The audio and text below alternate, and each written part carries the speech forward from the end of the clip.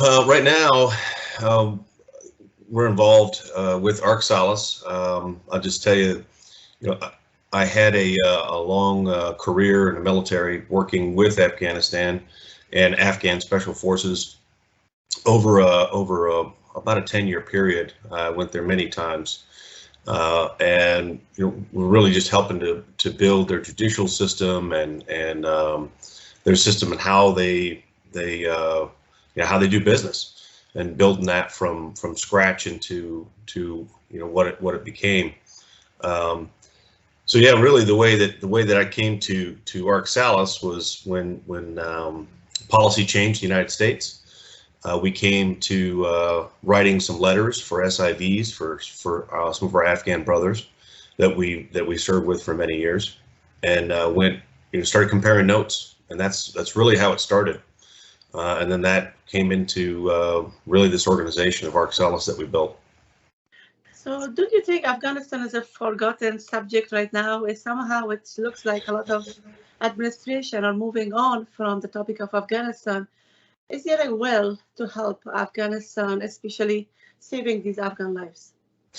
Yeah, I would say that it's certainly hard to find. You really have to look for the stories now in the mainstream media, and the foreign media has done a better job, I think, of keeping actually reporting on what's happening there. But it's certainly become a side note, not a main story anymore at all. It's just pushed off to the side. With us and with me, we look at it every day. We talk to Afghans every day. We engage for a host of reasons to support the very desperate situation that they're in. So, from point of intelligence, that you have served in Afghanistan and Iraq in different wars, and now accessibility of the information, or how hard it is to understand really what's going on in ground under the Taliban, because a lot of military, former military, are targeted, abused, but Taliban claim that they don't do so, and they are all under coming with the same pardon they send out.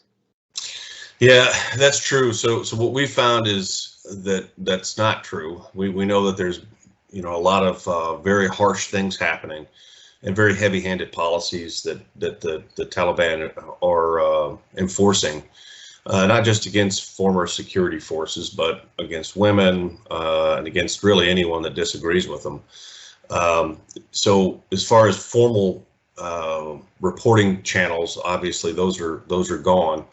What we go with is our, I wouldn't say contacts, but really it goes back to social media, what's posted on Facebook, the few stories that come out, and then just contacts that trickle out through media sources and individuals reporting and trying to get the word out. And that's the best that you can do. And then really you couple that with what we know of the Taliban, what we know of the regions and of those places, and you kind of have to get a picture that way.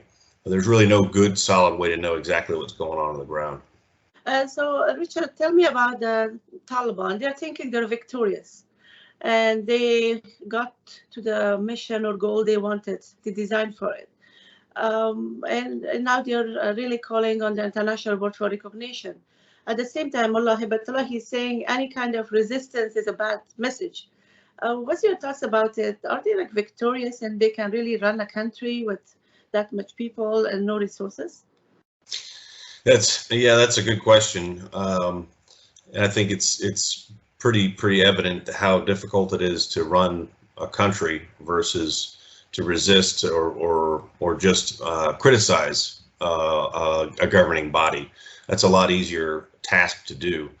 But now that ownership and stewardship of a country is very difficult, particularly when there isn't that recognition. And obviously, there's good reasons why there's no recognition, right? I mean, it's basically how do you join the civilized world with a perspective that is not so civilized. It's not modern. It's not inclusive, and it doesn't coincide with where the rest of the world is at.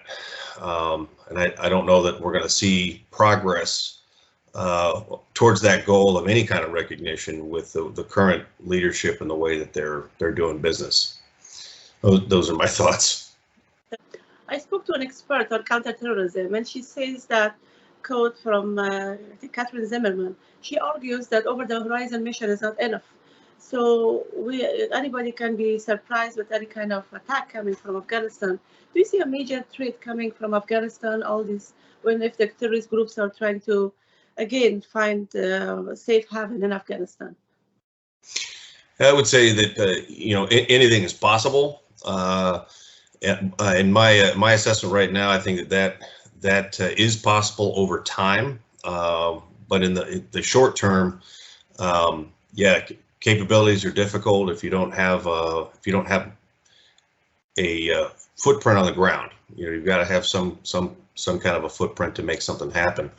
But I would say that the other side of that is that when there's such chaos like that we're seeing right now, with just the basics, right? Food, water, shelter. I mean, you've seen the reports of no electricity, no running water. I mean, the basics of society. I think those things are going to snarl us any kind of activity for bad things to happen for some time. I really do. It's difficult to do anything when you don't have, you don't have those things. That's just a fact. And then really you look at the people. The people are going to do whatever it takes to survive, and that's a tough way to look at it, but that's how I see it. Yeah. Sounds great. Thank you very much. I think we covered everything. I'll stop this recording for us.